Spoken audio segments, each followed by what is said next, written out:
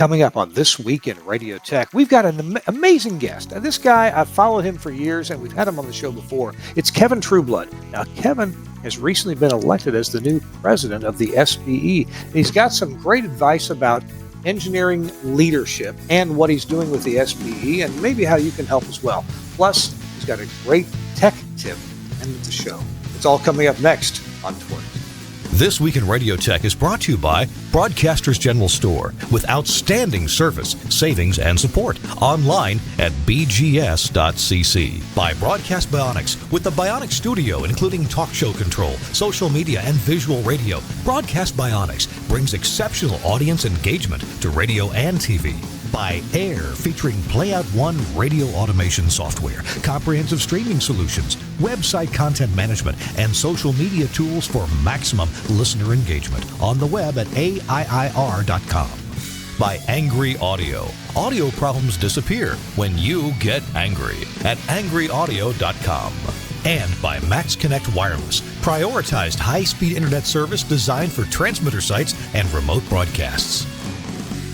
Hey, welcome into This Week in Radio Tech, the show where we talk about everything from the microphone. In this case, it's this little guy to the light bulb at the top of the tower, which I don't have with me. Hey, I'm Kirk Harnack, and coming to you today from Pontevedra, Spain, where the time is 11:01 p.m. And I should be asleep, but I got a nap today, and everything's good. Actually, just had dinner about an hour ago. Because they're up late here in Spain, and it's just really been exciting to be here. And our show today, though, is not about Spain. It's not about Spanish radio. It's about leadership in engineering, and maybe there's a few technical tidbits to throw in as well. So I'm Kirk Harnack, out of the country, but in Spain, and just delighted to join you from here. And I'm glad that Suncast is along to make the show look good as it possibly can. Our guest today is Kevin Trueblood. Kevin is recently elected as the president of the Society of Broadcast Engineers, mostly U.S., but actually an international organization. And we're going to talk to Kevin about leadership in the engineering world. And also, Kevin typically has some good technical advice for us, since he does work every day in our business, the radio business. So, hey, Kevin, welcome in. It's good to see you. How are you? Well, I'm doing good. And by the way, I just want to point out that there's an old joke that's like, if you see somebody over 40 that's out after 9 p.m., they definitely took a nap. So I'm glad you adhere to that policy. I did take a nap. Sadly, it was only about maybe 10 or 15 minutes today. But That's all you need. But I didn't get up until 9 o'clock this morning because it's Spain. Yeah, and why would you? It's, take it easy. You're on vacation. Take it easy.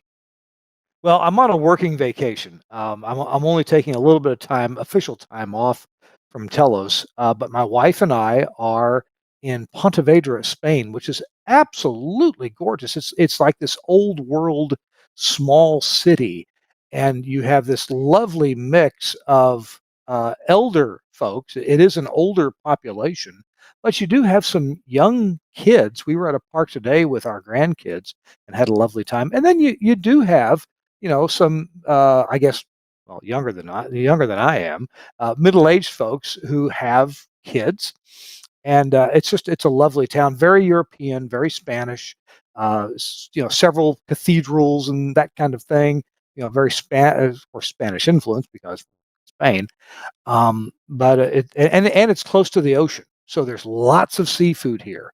In fact, I'll brag on my wife for a second. My wife is an expert at cooking octopus, which in Spanish is called pulpo. So she is quite the expert at fresh seafood, but especially cooking octopus. She knows how to do that, and she loves the taste of it. Me, I go slow. So it's good to be here. Her daughter still lives here. We're staying at her daughter's apartment, and the grandkids are here. So anyway, that's why we're in Spain. We'll be here for another week or so. In fact, next week's show we will also be doing from Spain, although I might be at a beach resort. And we're trying to work that out. But her dental appointment is kind of on the same day, so it may be a little a little Well, touch see, and now go. we So should have anyway, delayed this to next week, and then you and I could both sit on the beach because everything you described sounds like Florida, minus the European part. And I don't think octopus is nearly as popular here as it is over in Spain. So there no, is it's that. not. You walk through the narrow, narrow streets of Pontevedra or many Spanish towns, especially those that are seaside, and you walk through the narrow streets, and of course, like a department store, the restaurants have a window, and they have in the window their specialty, their special of the day, and some of the restaurants have in the window a freaking octopus. Yeah, we'll And cook it, we'll kill it and cook it for you. yeah, that's not my cup of tea, but kudos to you for giving it a try. Well, Valentine's Day last year, I took my wife out to eat, of all places in Nashville, and we went to a very nice restaurant for Valentine's, and they actually had absolutely fresh octopus from Argentina. And my wife chatted with the camarera, the waiter, and they discussed how fresh it was, and she got it, and she was delighted. She says it was as good as anything she'd ever cooked. So anyway, I'm delighted to be here. It's great to travel internationally. I need to listen to some local radio, but I visited local radio last time I was here earlier this year and was greeted warmly by a local group of stations. And they had all Spanish equipment. The Spaniards are pretty. Um, Pretty independent when it comes to equipment, software, and so forth. They didn't have much of anything from outside of Spain, and that's what they like. So anyway, enough about where I am. Hey, Kevin, the show is all about you. Why don't you give us the elevator speech about what you are doing these days and what has just occurred with you recently? Well, I think the better question these days is what don't I do? Because there's a lot that I'm involved in. So my full-time job is with WGCU Public Media. We're the public television radio station based in Fort Myers, Florida. I'm the associate general manager for technology and operations. So I oversee our engineering and our digital departments as well. Which, quick shameless plug, I do have a chief engineer opening. So if anybody has interest, you can contact me. I can tell you all about it. But aside from that, I run my own contracting business as well, and I work with a lot of radio stations here in this market. It keeps me fairly busy and keeps me out of trouble. And then, yes, most recently, I was elected president of the SBE, succeeding Ted Hand. Ted has been wonderful to work with, and he's done a great job with the SBE so far. And I'm excited to take over. Well, I don't want to say take over, but to lead this organization and really kind of dig into what makes the SBE successful and looking at ways that we can improve upon a lot of the things we're good at and kind of revisit maybe some of the things we don't do as well. And so there's a lot of work to do, and I've got a few more weeks before the clock starts on me, and I'm kind of trying to hit the ground running. So there's not a lot of gap. I've been honored to be elected to the board of directors several times in my life. I had to sit out for at least one season. It turns out I sat out for 2 seasons, and now I've been reelected to the board of directors. So thank you very much if you voted for me. But typically, I will hear from the newly elected president, and as you I'm sure you call all of the board members and you kind of feel them out for, hey, what would you be good at? What committees might you be interested in heading up? So anyway, I anticipate chatting with you some more, Kevin, as to what you might be looking to me to do, as well as the other board members, both those who are still in their term and those who are newly elected. Tell you what, we've got a lot to talk about, Kevin, but we've also got a quick sponsor to mention right here at the beginning.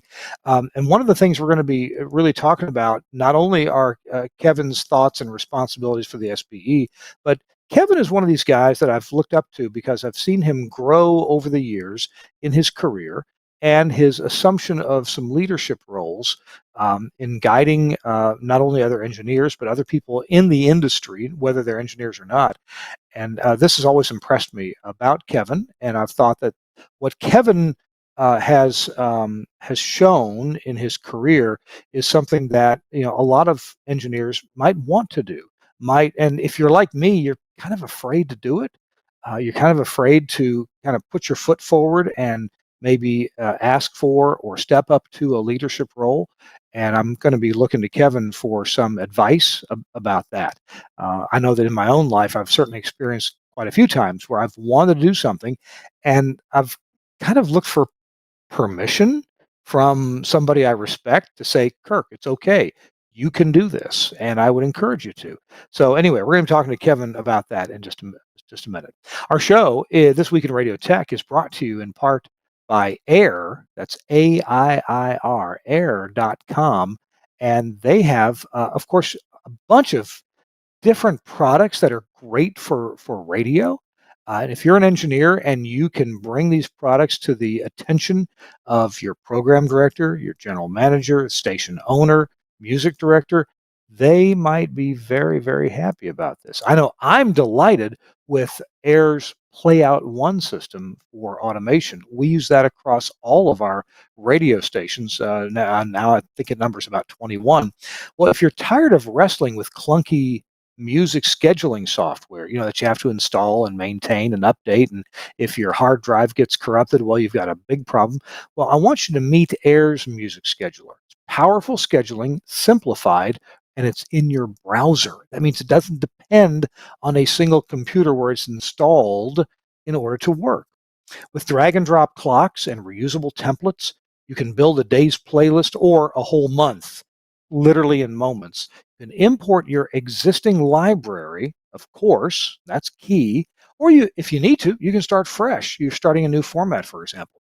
You can assign categories, commands, audio, categories with lightning speed. And the cloud-based platform frees you to schedule from literally anywhere, from a tablet, from a laptop, from your usual comfortable computer, even from your phone if you kind of have to, right? No installation, no headaches, and with fully customizable rules for artist separation, tempo flow, title thresholds, and more, you're always going to hit your station's unique sound.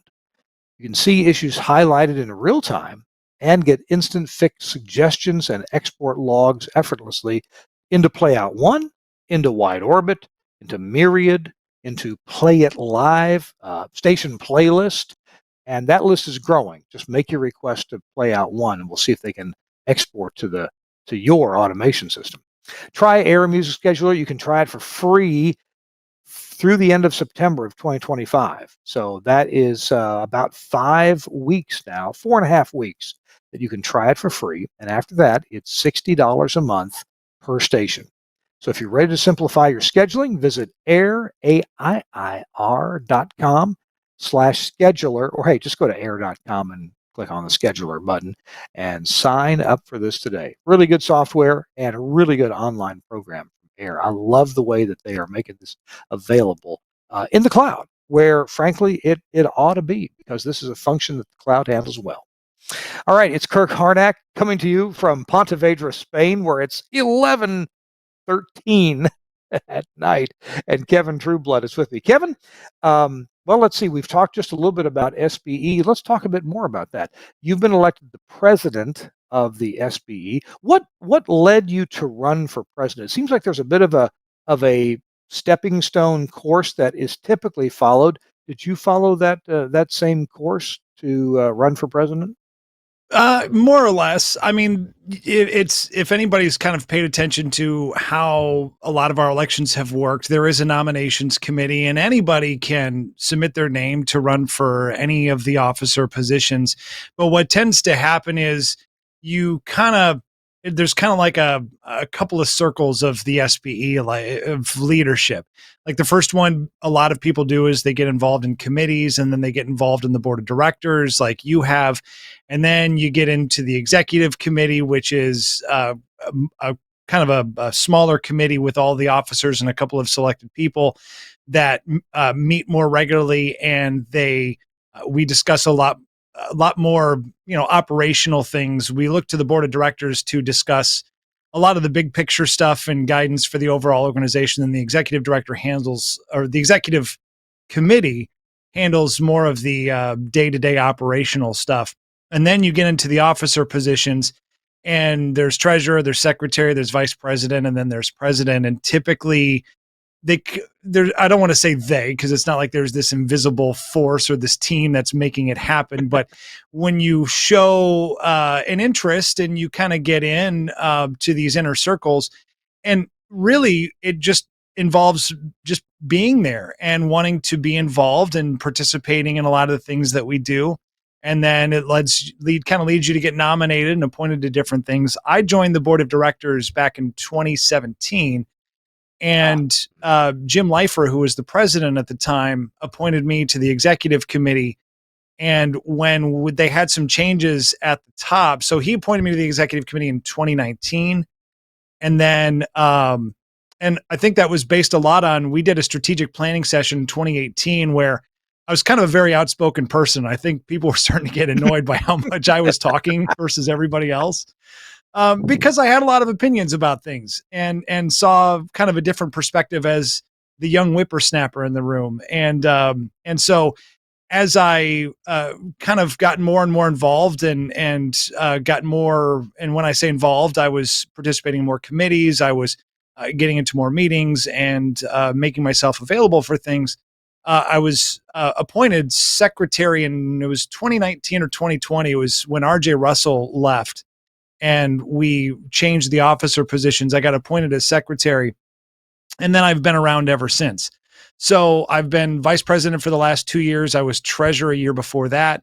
So it was kind of the natural step was, now I've got the experience and the understanding of what the SBE does and kind of have a vision for where I want things to go. And so, threw my name in the hat because they asked my intentions a couple of years ago. What are your intentions? Do you want to continue on being president? Because not everybody does. It is a job. I mean, it is an unpaid job, but it is a job nonetheless. And there's a lot that is involved. So I was absolutely interested in it, and the reasons for becoming president for me is, for me, I'm somebody who always seeks opportunities where I can find them. And going back to 2008, when I became a member, I started going to meetings, and then I moved to Madison, Wisconsin, where they had a very active chapter. And I was at every meeting. I was chapter officer, chapter chair, and really got to know people. And it really helped my career even there,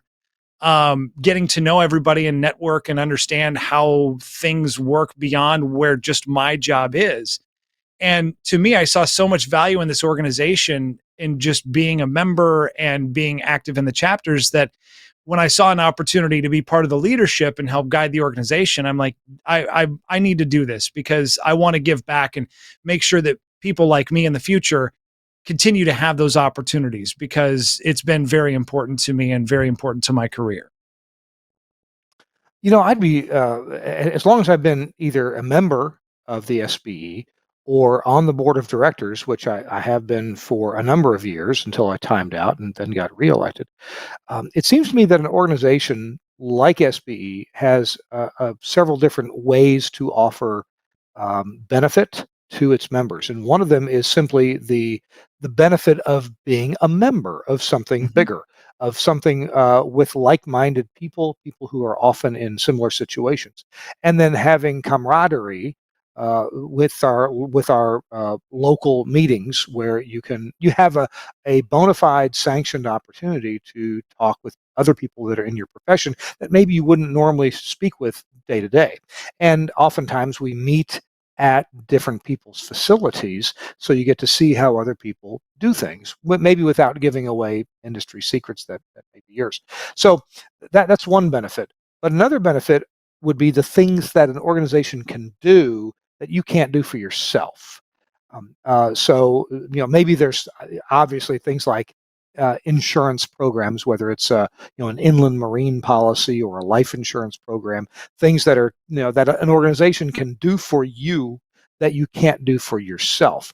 And then there's to me, what is really valuable is the certification that a professional organization like the Society of Broadcast Engineers is able to establish in the industry a certain amount of authority and respect to certify members who pass certain goals and tests and that kind of thing.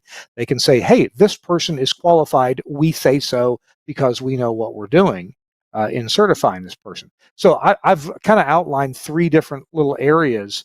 I wonder what your thoughts are on any one of those, your choice or more, to say how you see the SBE being able to benefit its members. Yeah, and that's a question I remember going back to when I was it was 2006, 2007 when I was contemplating joining the SBE. I hadn't become an engineer yet. I was kind of a de facto engineer. But I was working with a couple of my mentors, and I remember him saying, "Gosh, I paid my dues and I never got anything out of it. So what was the point of Hmm. being a member?" Yeah. And that's true, but I kind of I mean, if you ask 100 people, you're going to get 100 different answers to why they're a member.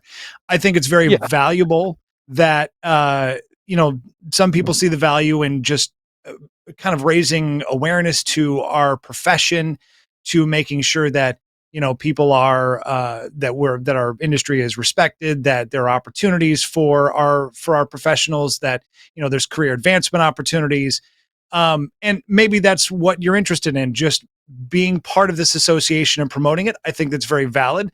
There's other people that see it as, and this is what has been true for me, is I've always maintained that when I go to conferences, I get more out of uh, being in a room full of people and talking to people and asking them about the work they're doing and the experiences they've had than I do at the sessions. And that's no disrespect. I've certainly led a lot of sessions myself, but that's where I get the value, is being in the chapters and talking to the members, and and being able to network with everybody, because that to me, and the example I give is, I've always been a radio guy.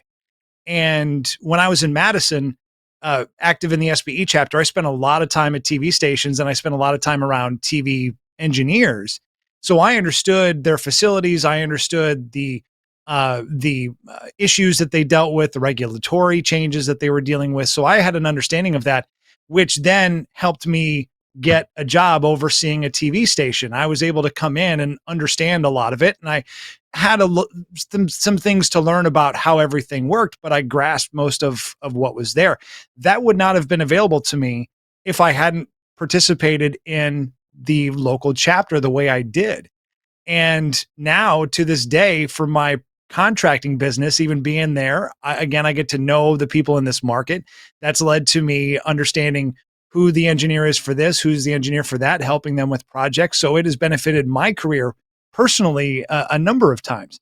And then there's people, yes, that want to get certifications, that want to, that are interested in getting the certifications, and we can demonstrate every year. We do our compensation analysis, and SBE members who are certified consistently earn more than those who are not certified. And I'm sure Mm. there's a few different reasons for it. We've never really decoded it. I've got a few theories as to why, but the data shows, based on this survey, that people who are certified do earn more than those who are not certified in both TV and radio. So there's a number of different reasons, and really, it just boils down to, you get into it what you get back from it what you put into it. If you want to just be a member that is interested in just advancing our organization, maybe you're a fan of our government relations efforts. We do a lot of government advocacy work, particularly when it comes to protecting broadcast spectrum. We're now, dealing with a brand new FCC that is looking to make a lot of changes, and we are going to be on the forefront of that as well, to make sure that any changes that they make, they have an understanding of what we do for broadcast engineering and how it's going to affect the broadcast stations from a technical sense. Maybe that's the reason why you're a member. I mean, again, I say there's 100 different reasons why you could be a member. The most important thing is that you're getting the value out of the association that you should be, that you want to be. And if you're not, talk to us. Let's see what we can do to improve your experience and how you can make it what you want it to be. Because really, the association is it is by and for its members. We are here to serve you. That's what we do. So if you want to see a change, if you want to see changes, if you want to influence how your local chapter operates, if you want to be part of the leadership, we're always looking for people who are willing to step up and raise their hand and be part of that conversation. Good, interesting, and I'm glad that you're really looking this in a very holistic kind of way. Um, all right. Hey, tell you what, I want to continue this conversation. You mentioned FCC regulations changing, and with the current administration, I've heard, and when Trump was president some years ago, I heard this concept of delete, delete, delete. That is, for every new regulations, you got to delete. What was it, five or something like that? And it sometimes, I think we recognize in our industry that there are probably regulations that are not necessary or superfluous.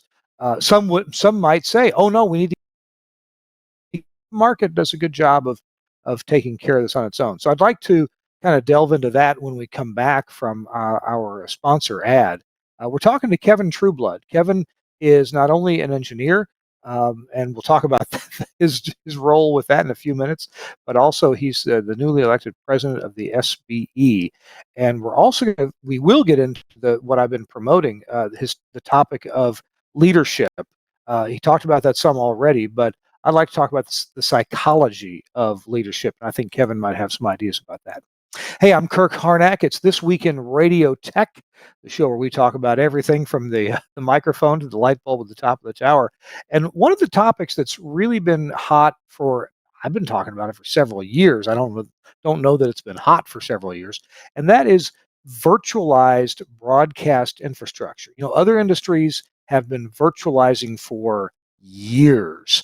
And Broadcast Bionics, who is just great at writing software that just works and helps broadcasters to enhance what they do anyway. You don't have to operate in a different way. Their software and packages and programs tend to help you make more content based on what you've been doing anyway. Well, Virtual Rack from Broadcast Bionics is engineered simplicity for broadcast professionals. What do I mean?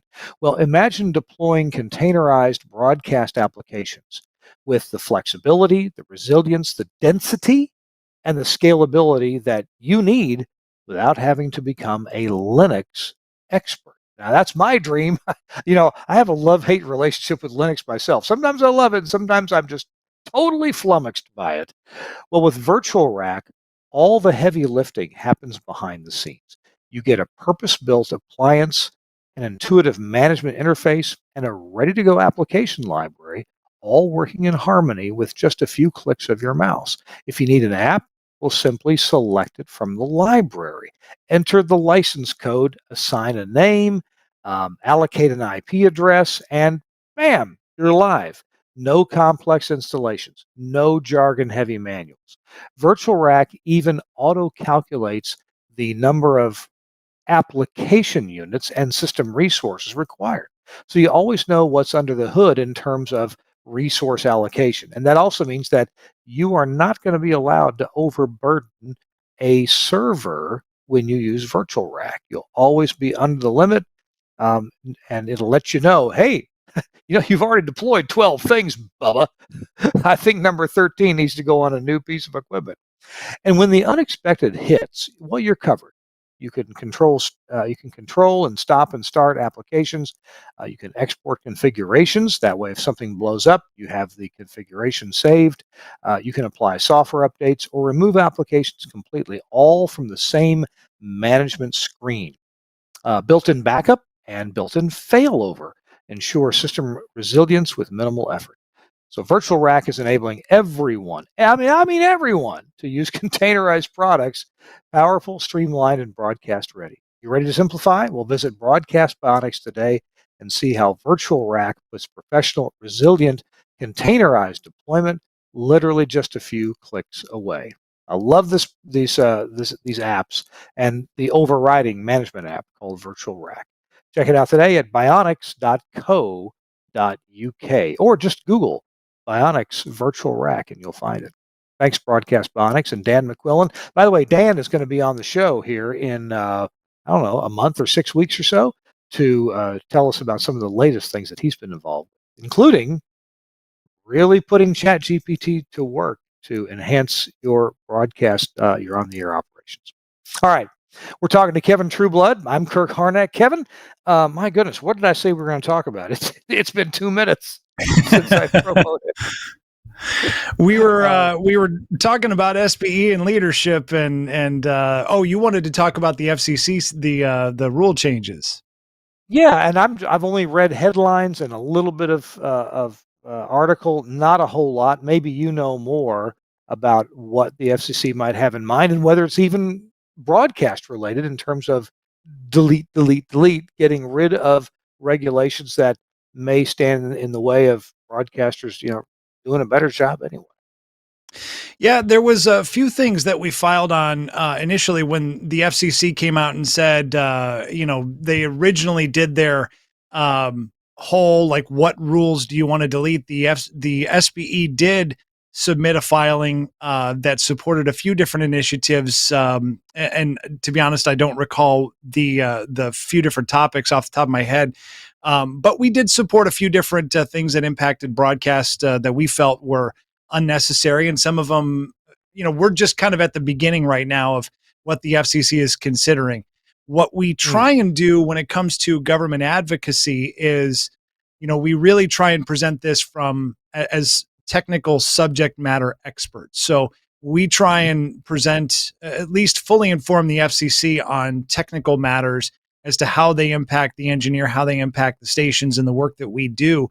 So a lot of what we have done to date, if you go back on our website and look at all of our filings, a lot of what we've done is concerning spectrum, because the FCC is constantly looking for ways that they can reallocate spectrum for wireless carriers.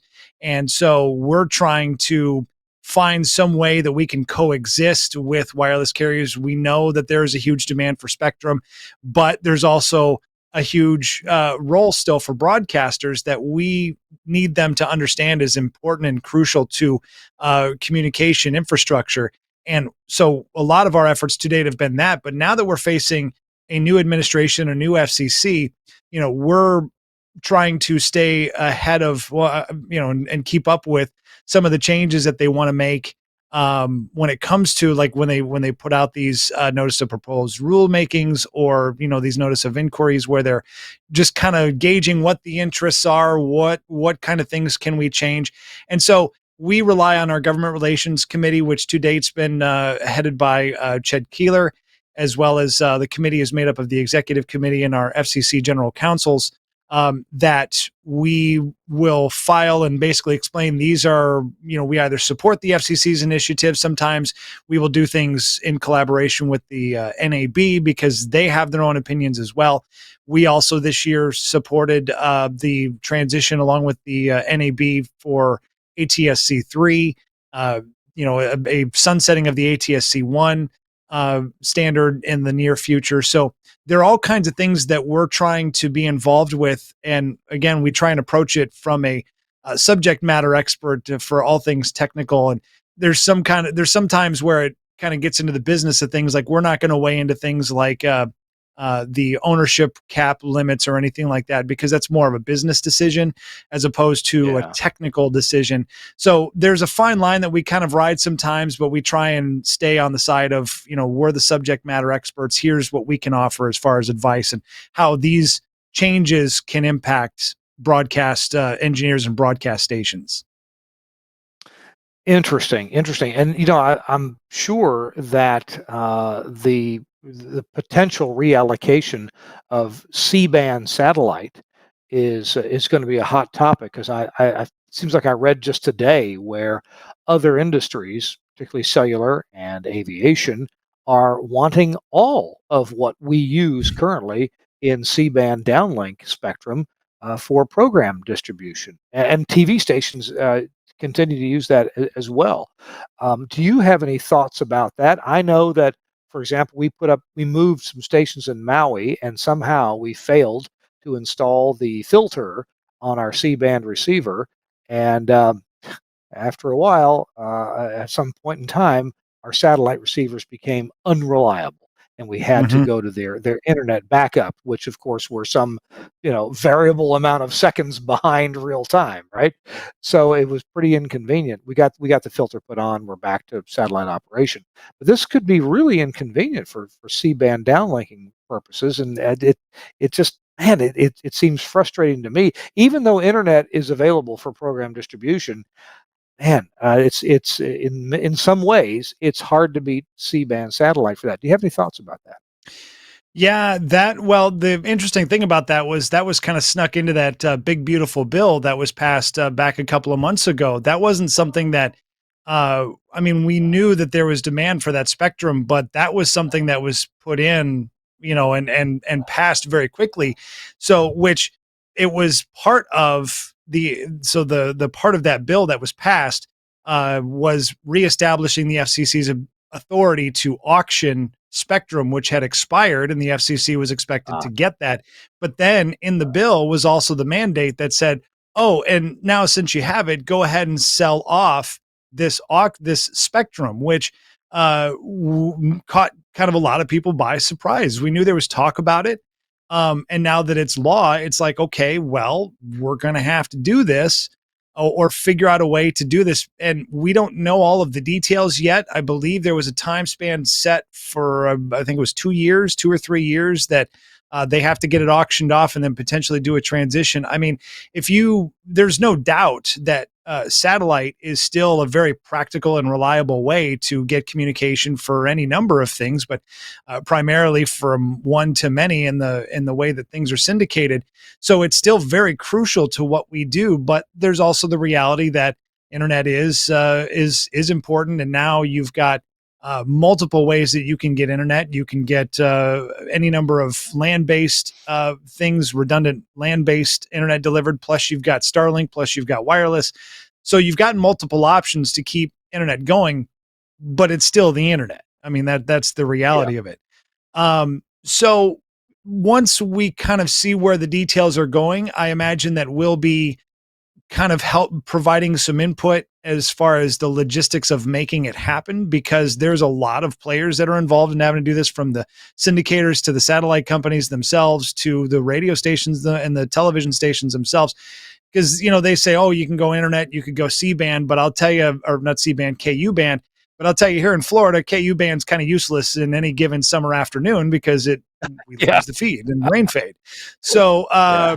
so there are a lot of practical things, and maybe we can find a way to coexist. There's still a lot of details that we have to work out, and no doubt once we start seeing where what the realities of this actually happening are and the details coming out, we'll be there to help guide the process. People who are smarter than me and maybe have a wider view than you or me, can look at spectrum and see, is this really something that, cellular is important. People want to communicate, and there's lots of money involved with that, and that's a good thing. Sending, the Sean Hannity show to broadcasters is probably not as big a financial factor, right, as the cellular industry, or having aircraft with their ground reflecting radar. You can make arguments for safety, and you can, and aircraft can't use the internet to determine their radar height, right? But we can use the internet to distribute radio programs pretty easily, until it doesn't work. I think that as time goes on, that more broadcasters are probably getting more than one way to access the internet, from different backbones.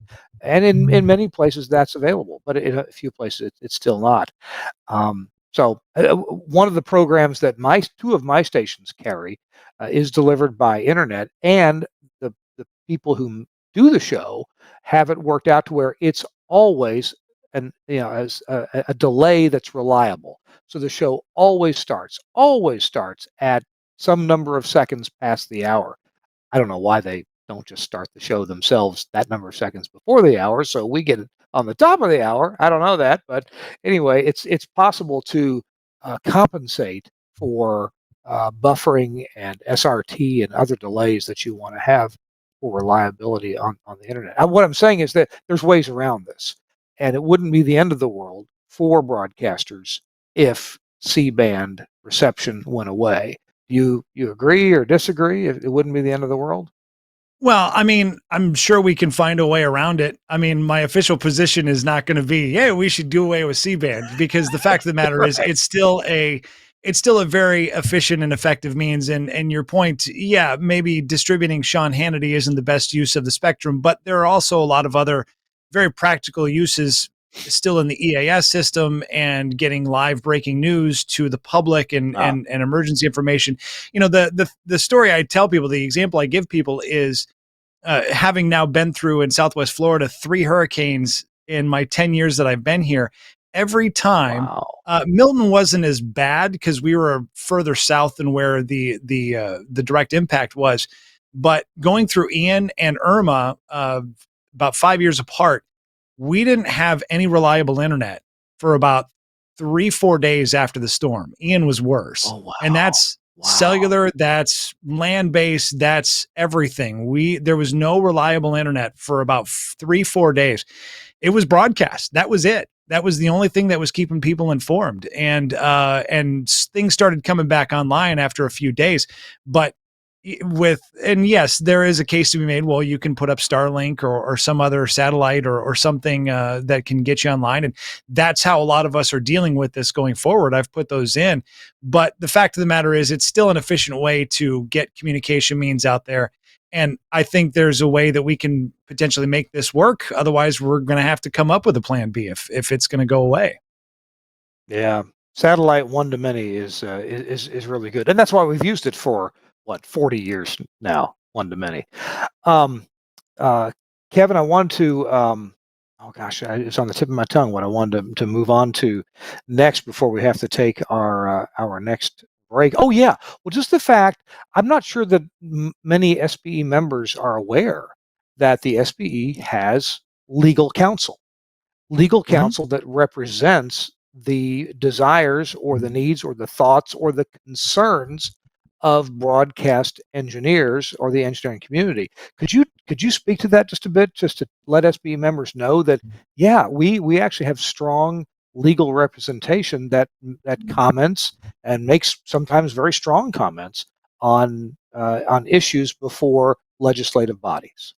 Yeah, absolutely. So right now we've got a couple of different attorneys that we work with. Co Ramsey, as well as Patrick Cross and Noah Hawk, have all been really great. We were so spoiled because for so long Chris Imlay was such a good friend to us, and he was such a great counsel. And he retired just a few years ago. But these guys have been absolutely crucial to the success of our government advocacy. And what they're really good at doing is within the government relations committee, we can discuss the ideas and we can discuss the things that we'd like to talk about in front of the FCC and in front and with other players.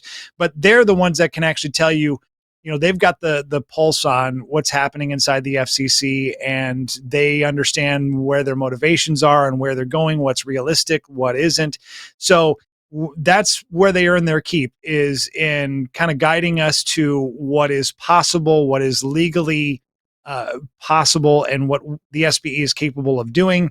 And they actually will type up themselves. So we'll tell them, here's the things that we want to cover, and they're very well versed in a lot of the things that, I mean, they know all about spectrum and all about the policies, and they're probably just as technical as a lot of us engineers are. So they understand these things, and they're the ones that type up the filings ultimately, and will submit it to the FCC on our behalf. So they are crucial to making things work for us. Well, I think that's encouraging and cool. And yeah, for decades, we've had that engineers, workaday engineers like myself, perhaps like you, actually do have a voice that has some weight in legislative bodies. So, and with the FCC, regulatory bodies like the FCC, and also with Congress. So that's very very encouraging. Um, uh, oh gosh. It's late here. It's 11:45 p.m.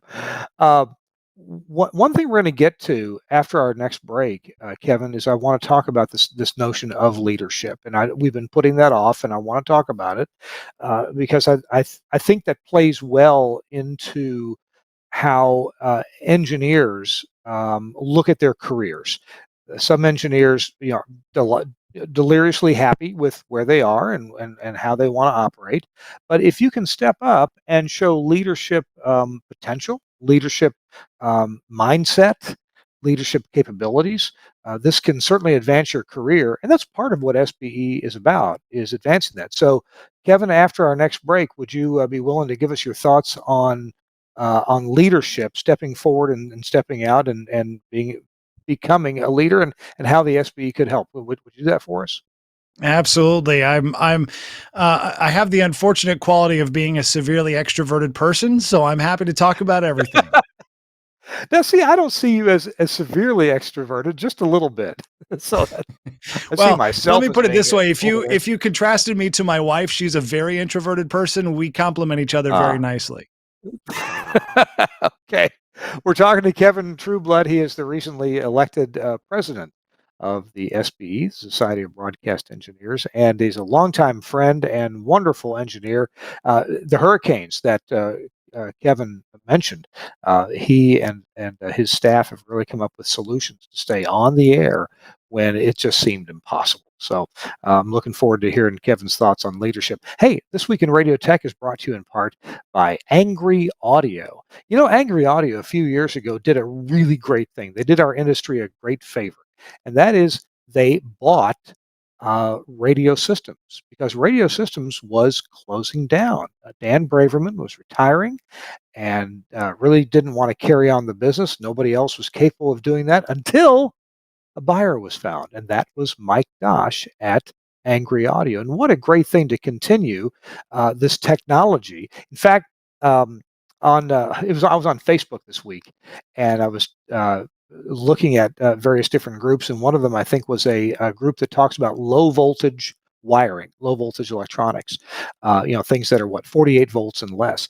And the topic came up about using Ethernet to carry signals other than, using cat cable, you carry signals other than Ethernet. Well, I chimed right in because I love Studio Hub.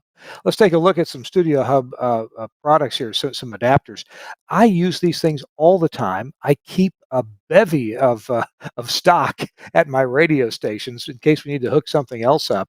And these are just great. Using category cable, Cat 5, Cat 5e, Cat 6, using category cable to run signals, whether it's balanced analog audio, whether it's AES EBU digital audio, whether it's GPIO contact closures, and of course, whether it's Ethernet, maybe carrying audio over IP. Um, Cat cable works great. Hey, in a pinch, I've carried microphone signals over Cat 5 cable and literally a couple hundred feet, and it was great. It worked perfectly well in my application. And the adapters that are made, invented by Studio Hub and continued to this day by Angry Audio, these are just great. There's so many different ways, so many different adapters available, whether it's XLR, tip ring sleeve.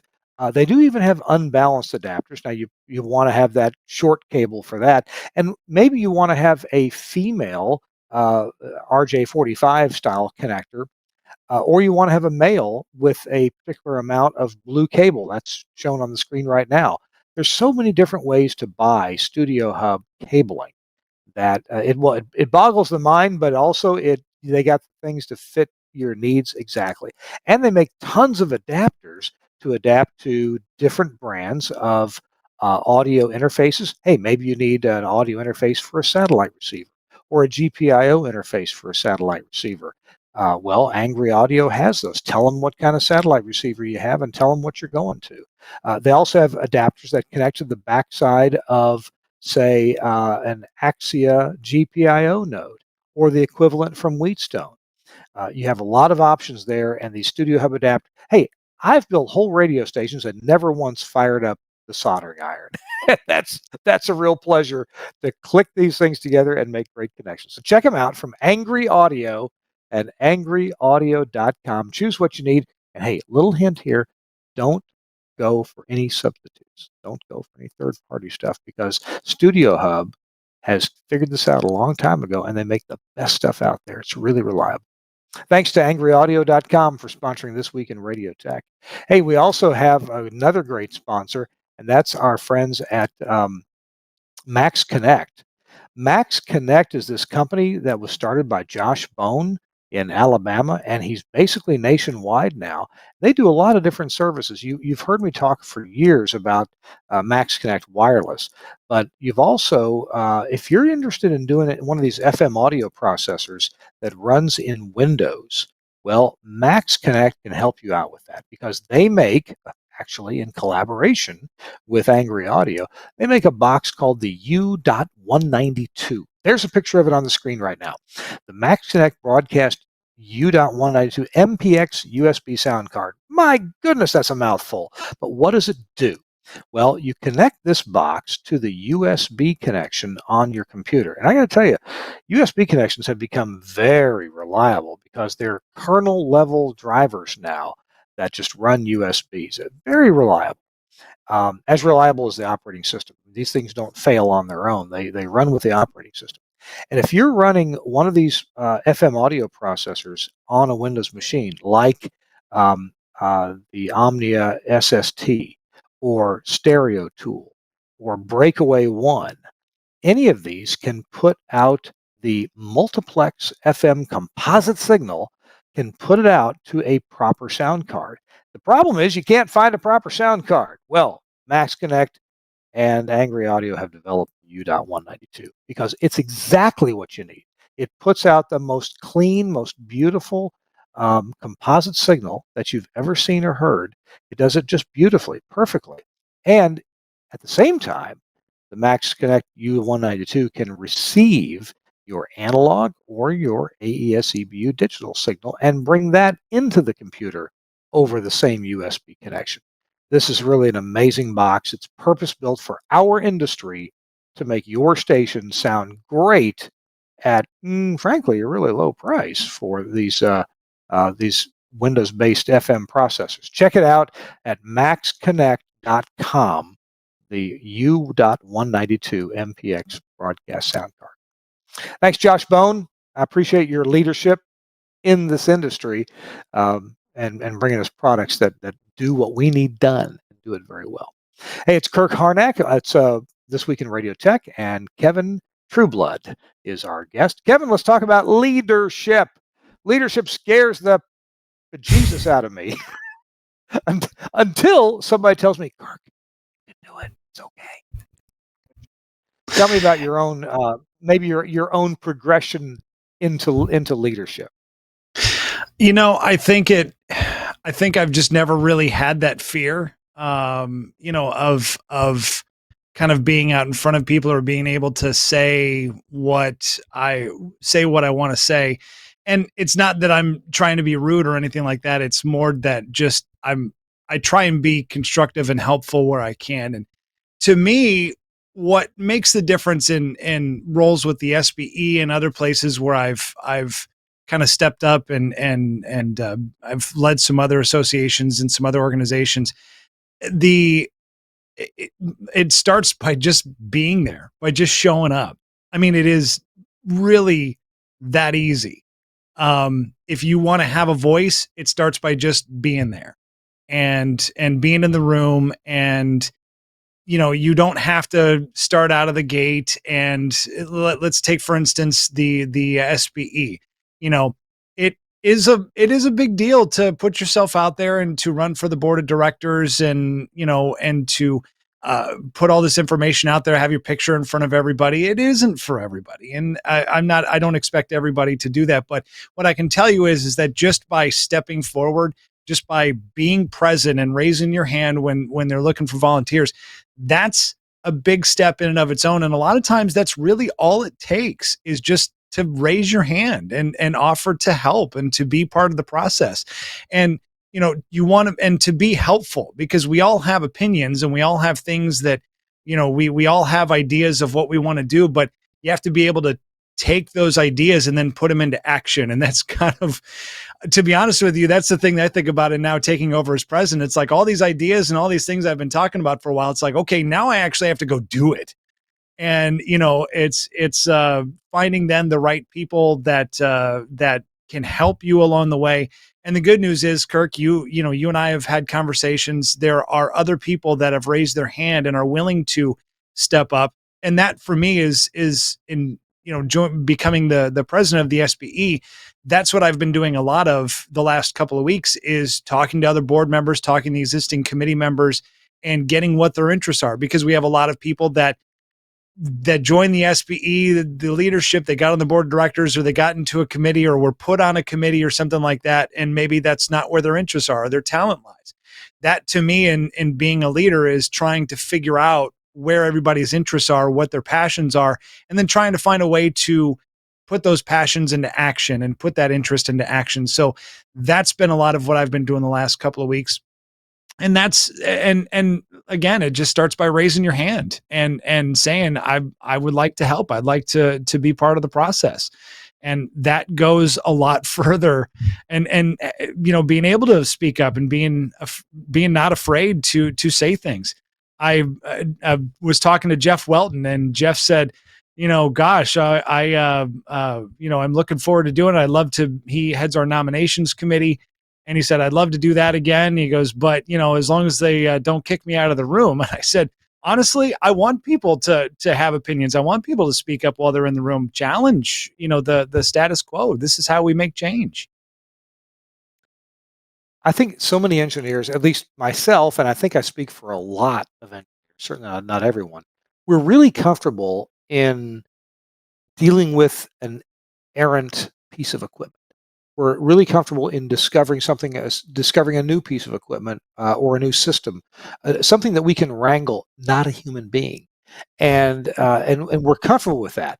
But when the opportunity comes to maybe work with other human beings and get them to do something, like call people up and say, "Hey, would you lead this committee? Would you be on this committee?" Um, a that's just a little bit scary. We're if it's hard for a piece of equipment to reject you, because by golly, you can overcome that typically. We Well, you often are. haven't dealt with a really fussy transmitter at 1 o'clock in the morning, have you? Well, actually, I Because I have, but beg to that's differ. They can be really cantankerous sometimes. so are you saying people are easier than transmitters to deal with? Oh, not at all. Oh, absolutely not. But I will say I had the revelation. This is the job that I've been in now has been I feel like my first true leadership position. I've been in it for about 10 years now. And I had management jobs before, but this is one where I really felt like I had to lead a staff and lead people and professionals, and not just sit around and tell people what to do. And what occurred to me one day was, if you can figure out, a good engineer can take the time to read the manual, to understand how something works. And when there's a problem, be able to troubleshoot and understand, what are the symptoms that are happening? What are the things that are causing this condition? And then be able to take your experience and fix it. Well, I'm not saying that people are transmitters, but it's not unlike managing people. It's understanding what motivates people. Why are they here? Why do they want the job that they're asking for? Why are they in the job that they're in? Why do they show up to work every day? What is their interest in being part of this process? And then figuring out how to harness that energy and motivate them. And money's obviously a big thing, but it's not for everything. In an association like the SBE, we're all volunteers. So we're here for a reason. We all came to the SBE leadership for a reason. We all want to see something happen. We all want to be part of the process. So what is that? And it's understanding the why people are motivated to do what they do. And then it's up to me as the president, or as somebody's manager, to then understand, okay, I need them to do this, or the organization needs this. What is it going to take for you? What help do you need from me to get from point A to point B, to show up and do the thing? And I'm not somebody who is going to just sit around and boss people around and say, do this, do that. It's like, no, I'm going to help you be part of the process. I want to do what I can to make sure that you can succeed, because when you succeed, we all succeed. It sounds cheesy, but it's true. So to me, it's like taking that time to understand what motivates people and why they're doing what they're doing, that can help you get that much further in being a manager to get them to do what you want them to do. Let's chat really quick about this SBE leadership development course. Do you know much about that? I haven't gotten to go to that, but don't we have another one coming up soon? Well, unfortunately, we're going to have to cancel that one. And the sad reality is that we didn't get enough registrants this year, which has happened before. And there's a few different reasons why, but that is something that we are going to have conversations about in the coming year, because there is interest in doing it. And it is a soft skill that engineers should learn, and particularly ones that are in management, or even people that want to become management, or just even be better at what they do, even if you're not in management. So, we're talking about other ways that we can develop leadership courses and make those offerings available to people and make them accessible as well. Because that's the big thing. The big ask for a leadership development course is that, it's historically been in like Atlanta, and this year it was going to be in LA, which can be difficult for people to travel, particularly if you don't have an organization that supports you. So that's one of the things that I want to do, is to help find ways that we can make things like this more accessible to more people, because that's going to make it obviously more easy for more people to participate. Gotcha. Well, I would love to be involved or take that course myself. So I've it's and yeah, certainly a lot of engineers are not part of an organization that's willing to send them off for several days at a cost of nearly $1,000, plus hotel and travel. But the results, if that engineer is primed and ready to receive the information and put it into action, hey, you can turn a mediocre or average engineer into somebody who's a leader. And they're not teaching engineering things; they're teaching leadership skills on how to work with other people and how to lead yourself. That's pretty important. And then how to lead other people as well in your organization. Do I kind of hit the nail on the head with that? I think so. I mean, if you could boil it all down, at least in my opinion, it's just you got to spend more time listening than you do talking. And I do a fair amount of talking. I do. I have no problem in doing that, and I'm still on the radio, and I love to talk and all this kind of stuff. But to me, it just boils down to just spend a lot of time listening and understanding people. We're talking to Kevin Trueblood. He's been elected the president of the SBE, so that means that literally thousands of SBE members have thought enough of Kevin to elect him as president, to trust him to lead the organization. And I'm certainly one of those, and probably you are too, if you're watching the show and you're an SBE member. Tell you what, we got one more segment coming up. It's our last block, as they say in the biz. And Kevin is going to have a couple of points for us, maybe some engineering things he's run across lately. And I'm going to ask Kevin, of course, for a tip of the week. And this is his notice. Kevin, this is your notice. Tip of the week coming up in 2.5 or 3 minutes. Our show This Week in Radio Tech is brought to you by an amazing product that so many on-air talent insist on, demand, love to have, and it's called Vox Pro. Let's check it out. Hey, what's happening? St. John here, coming to you from Command Central, and wanted to tell you about the absolute best partner you can have in radio. I'm talking about, boom, Wheatstone's Vox Pro. Now, a lot of folks have used previous versions of Vox Pro, all awesome, but I want to tell you about some of my favorite new features in 7. And for folks who've never used Vox Pro before, I'm about to tell you why it's an absolute game changer and essential for really fast-paced multi-element radio. Lots of different audio software out there. Why Vox Pro? Because it was designed for radio. It's the only software designed to do what we needed to do, which is record, edit, playback in real time. When I say lightning fast, I'm going to show you how fast you can edit stuff up in Vox Pro right now. So literally 3 clicks on the controller, mark left, mark right, everything that gets marked, you hit delete, it goes away. It's literally that fast. So we're going to take this part right here. Boom. From caller 9 to him saying, I'm ready. 5, ready for that secret sound. Boom. All of that stuff, hit delete, it goes away. Here's your edit. You are tackling secret sound caller 9. I'm ready, St. John. So one of the best features of version 7, this is awesome. It's effects macros, and you can literally put a chain of effects together so that instead of having to normalize a phone bit and then use noise reduction on it and EQ it and all that, you can literally build a chain. One button, this one's called call right here. I just click that. All of those processes happen instantaneously. Literally saves 80% of your editing and cleanup time. Final thing that I love about Vox Pro, and there's so much more to get into, but one of my favorite things, you can load it on a laptop. I've literally done my show from a hotel room in Armenia to the conference room at, this was fun, jury duty. Great thing, no one could tell the difference. Vox Pro makes it totally easy. Telling you, if you're looking for the best on-air partner, call my friends at Wheatstone, ask them about Vox Pro, and you will be glad you did. So what did he say on the air? Guilty! From jury duty. Hey, thanks a lot, St. John. And if you want Vox Pro, get it from Broadcasters General Store. You can check them out at bgs.cc. That's the website.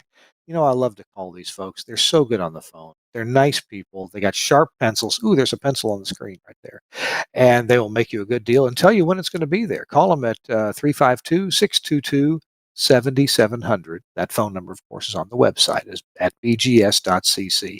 Love these folks. They support our industry and they support us as engineers. Thanks very much, Broadcasters General Store. All right, Kevin, we got just a couple of minutes left in our show. Maybe you've got an engineering thing that's hit you lately you'd like to pass along to us, and a tip of the week. What's going on? Oh gosh, the big thing I've been doing or working on lately is actually doing Starlink installs and designing. Yeah, so I've been putting them in at our transmitter sites because, as I said down here, it's a challenge with internet, particularly after storms and being that we're in the middle of hurricane season. That's the project that I've been working on, is actually redesigning our STL system so that it can either work over our primary, our backup, or now we've got a third level backup on Starlink, and basically designing the paths so that everything can fail over redundantly. And I've got multiple options because I'm the type of engineer that I like backups on backups on backups on backups on backups. So I've got a plan A, a plan B, a plan C, a plan D. I don't want to leave the air, and particularly during hurricanes, I don't. That's what we're here to do, is to serve the public and to provide that emergency communication. So that's the big thing. I will tell you that with those with those systems, the bigger dish that you can get, the better, because that's going to provide you faster speeds, more reliable uplinks. And matter of fact, I had an outdoor church that has been struggling with wireless data connectivity. They've been trying to stream from their outdoor location that they don't have any internet service, and that has basically solved their problem. Was just setting up this antenna, and it's, again, the Mini is attractive and it's good for data for just some general browsing and whatnot, but you got to get the bigger dishes if you want the bigger throughput that will give you a STL. So you'd be surprised at how inexpensive it can be. And this is not an ad for that service by any means, but it can be a game changer in keeping you on the air when everything else is falling apart. Someday I want to understand how the dish size and the speed you get relate to each other, because I always think of this as a digital cliff. Like if you don't have enough EB over noise, it just doesn't work. But Yeah. indeed, different sizes end up resulting in different available speeds. It's different modulation schemes for smaller dishes. Do you happen to know? It's my understanding is it hits more dishes because it hits more satellites, because it's the Starlink system is not like one satellite that's aiming at the Earth. It's multiple satellites. So the bigger of an angle you have, the more it can see, and therefore it can balance the load across multiple satellites. So the minis are real attractive, and they've got their purpose. But if you need higher bandwidth, you have to go with a wider dish. And are you do you have a choice or a standard in, let's say, routers that have different WAN inputs, and when something goes away, it goes to the Starlink dish? Well, what's your scheme there? Yeah, so this is actually what I'm configuring right now, because the Starlink systems actually have, depending on which one you get, they have their own built-in router. So they'll give you an IP address just like any other device you can get from Best Buy or something like that. But the enterprise level ones don't come with that, and I actually like the Fortinet gear. Their hardware is actually, none of this stuff is cheap, but you can find it pretty reasonably priced for the features that you get, or you can use a Ubiquity system as well if you want to go with. I've always liked the Ubiquity stuff, and those will allow you to do the Fortinet stuff. Will allow you to do multiple WAN failovers, or in this case, what I'm actually the system I'm actually designing is using intraplexes, the Gates Air intraplexes, to fail over on different streams on different networks. So there's a few different ways that I'm designing the network, and this is what I've been rolling out to make sure that, again, for both TV and radio, that I don't have to sweat when a storm comes through, because the last 3 storms that we've had, I lost all of my STLs to my site, and after the third one, I'm like, something's got to give. I got to come up with a plan C. Yeah. It seems like I saw a post on Facebook just today or yesterday about somebody says, "Hey, I subscribe to the Starlink backup plan where it's like $5 a month until I use it." Yeah. Do you know anything about that plan? I don't know anything about that. That actually, I saw that too. That's my friend Chris, who actually lives just north of me, Chris Williams. I don't know anything about that, but I do know that you can start and stop the service from time to time as well. So you don't necessarily have to pay for it year round. There are no contracts with it, so you can start and stop the service as you need. Okay. Okay. Do I consider this your tip of the week, or did you have something else? No, I think that's what's consumed my time is getting this project going amongst some other things that I've been working on. So that's the big thing, is if you haven't considered yet, it is, to me, pretty robust. It is not bulletproof by any means. It does have its flaws, but in terms of a game changer for having a last mile option and not having to depend on somebody else, for your service to be connected, it was a game changer for me. By the way, just because I happen to know about it, I'm going to put a link in the show notes about this website that shows you the calculated position of all of the Starlink satellites, and I mean the world is covered by these things. But what's, I think, more interesting is it shows you on the Earth the uplink sites, and you can click on an uplink site if it's in the U.S. Or it's FCC licensed. You can click on that, and you can link to the frequencies that are being used, and eventually to the FCC license itself, if you want to see it.